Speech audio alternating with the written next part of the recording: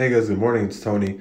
It does look like we are opening above closing on Friday. So on Friday, we did end up closing at around 387. We are opening up closer to 389, more than likely, maybe touching 390 today on the SPY, which is absolutely fantastic because I bought about like $1,000 worth of calls last week because I did do a TA, a technical analysis on the SPY. I do think we're going to hit $400 this week by Wednesday, I think. So I did buy these $400 calls expiring next month on 3/5 on March 5th. On March 5th, I bought five actually, and then I bought some those actually for being safe, and then I bought these $10. I bought 10 contracts expiring this week, just to actually play, my technical analysis.